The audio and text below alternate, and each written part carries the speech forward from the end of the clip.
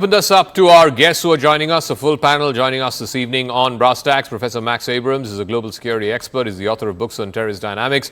Charlotte Littlewood is the former head of the UK-India desk at ICFS. She's joining us from London. Michael Dickson is a British-Israeli writer joining us from Ra'anana in Israel. D.P. Srivastava is former Indian ambassador to the Islamic Republic of Iran and a distinguished fellow at the Vivekananda International Foundation. And Herb Keinon is an Israeli columnist who's joining us. Let me start with Mr. Dickson because, extraordinary events on Saturday and then the Israeli response to it. We're 6 days out since that began. Please help our viewers understand. Yes, Israel's military objective is to go into Gaza. They've called in something like 300,000 reservists. There's going to be a massive ground operation to basically cut Hamas off its knees. How easy or difficult and how long will this operation last? And what may be the collateral damage as a result of that? Well, of course, we have the possibility of a long and protracted campaign. And as you said in your introduction and you showed the pictures, this has been called Israel's 9/11, and the result of it must be the downfall of Hamas. So the IDF and Israel has demonstrated that because Hamas have declared war on Israel, they will spare no effort in making sure they absolutely dismantle these terrorists. And they must do that because we will never allow an attack like this to happen again. And not just that, Hamas's dismantlement is important for the entire world because other terrorist organizations are looking at this now and thinking, can they get away with it? Israel's commitment is firm. They will not get away with this, and they will send a message to anybody who would massacre innocents, who would take babies from their cribs and behead them, who would rape women and pillage villages and towns, and then take children as their kidnappees in Gaza. We will not allow that, and that's why this campaign must take as long as it takes for the utter dismantlement of Hamas. If Max Abrams is there, Max Abrams, the discovery that these Hamas, all right, let me put that to Charlotte Littlewood. The discovery that these Hamas terrorists were carrying ISIS flags, that makes it a battle between the civilized world and everything that the civilized world stands for and the 7th century violent nihilistic ideology. It's not just a problem between two sets of peoples and their rights to land or rights to self-government or the history therein. This is about the civilized world's answer to a group of people who believe in taking all of us back to the 7th century. There are quite a few different things happening here at once. And so in part, absolutely what you're saying is correct. But also there is an ongoing issue around the Palestine-Israel conflict. But what you're saying here is absolutely correct. And that's something that Hamas has always believed in and has always advocated.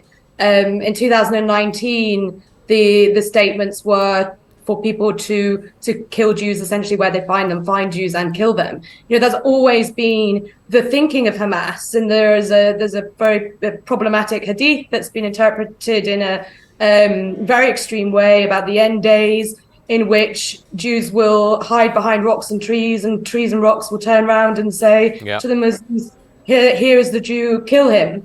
And this has been used as a bedrock for a lot of extreme Islamist groups.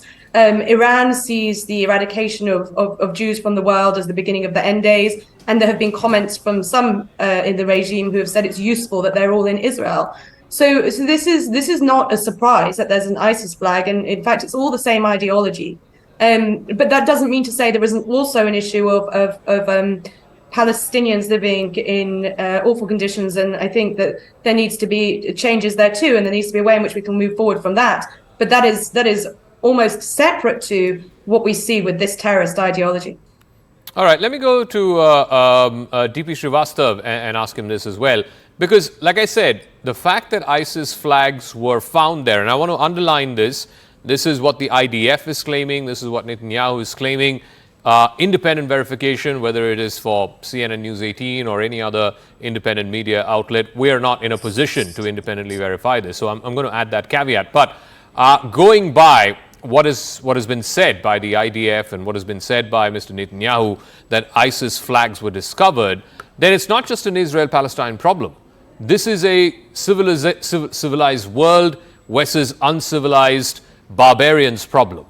And yes, one part of that problem is, to violently respond to them, because I guess they only understand the language of violence. But more importantly, beyond that, it is also a problem of ideology and ideas. And I said this at the top of the show, you cannot kill an idea with just military force. An idea has to be killed with a better idea.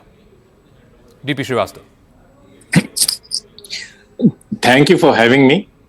I cannot comment on something which, as you mentioned, has not yet been proven.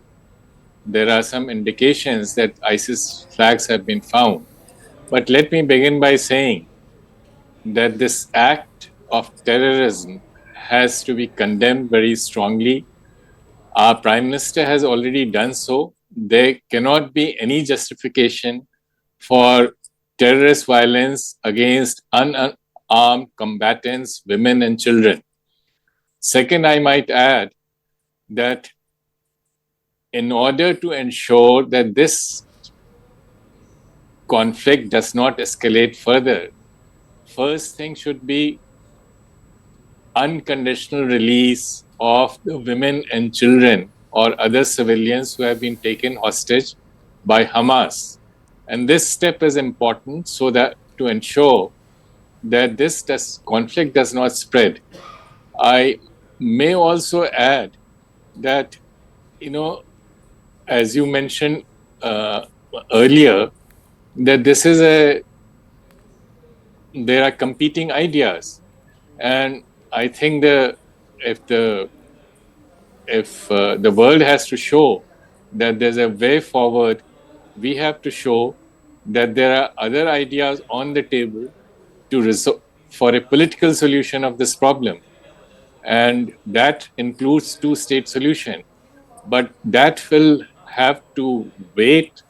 The first step, as I mentioned, should be unconditional release of women and children who have been taken hostage by Hamas. Okay, let me go across to the wall there. Let me ask Herb Keinon this. He's joining us from Israel. He's also a columnist with the Jerusalem Post. Yes, like I said, everybody knows what the immediate military objective is, Mr. Keinon. But more importantly, all right, Israel goes in, it cuts Hamas off its knees. Hamas is never in a position to attack Israeli citizens ever again. But what about the political vacuum that will be left behind? What about the political ideology that has spawned Hamas in the first place? How is Israel going to counter that?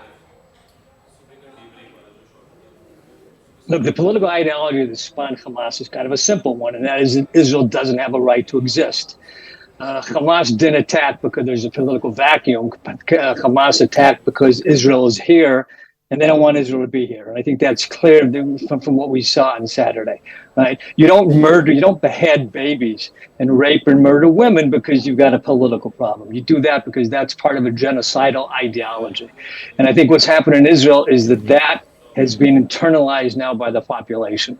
And the Israeli population, who's going to live here and wants to live here, is not going to tolerate a situation where you have those folks right on your border. So I think to say that, this is some kind of political problem, and that if Israel would have just done X, Y, or Z, it wouldn't have happened, I think that's very much wishful thinking. But can I ask you, and one of the reasons I'm asking you this is because today, I'm sure you've seen this, the IDF has claimed that they have footage and they've seen footage, they've released some of it as well, of Hamas terrorists who attacked Israel on Saturday with ISIS flags. And we were led to believe that ISIS was finished, that by 2020, 2021, ISIS was over in Syria and in Iraq. At least militarily, at least in a position where they could launch violent attacks, it had been annihilated. That body had been annihilated with the death of Abu Bakr al-Baghdadi. But if this is indeed true, that Hamas fighters were waving ISIS flags and they believe in ISIS ideology, then ISIS still has relevance in the Middle East, and it's a concern of the entire civilized world to respond to that by military means and through also political means, because I keep saying this, you cannot counter an ideology just with guns and aircraft carriers and strikes. You need to counter it with a counter ideology, a better idea. which more people will believe in, and not an ideology that violently wants to take us back to the 7th century. Look, I think what's worrying for us is what we saw on Saturday. And it doesn't matter if it's Hamas or it's ISIS, the ideology is not that different, right? What matters for us is how you could prevent that from happening again. And I think what happened on Saturday is that Israel had a failure of imagination, meaning that Israel could not imagine that an army of terrorists would pour across the border and start slaughtering civilians. And now it's had a wake-up call, and that's that, well, this could happen. So all the energy right now is going to be in trying to ensure that something like that can never happen again, not in the South or in the North, right? The branding of the organization, or do they belong to this murderer or that murderer, that's secondary. Okay. Right? The thing is, how do you eradicate this from your border? So that's the focus right now. Let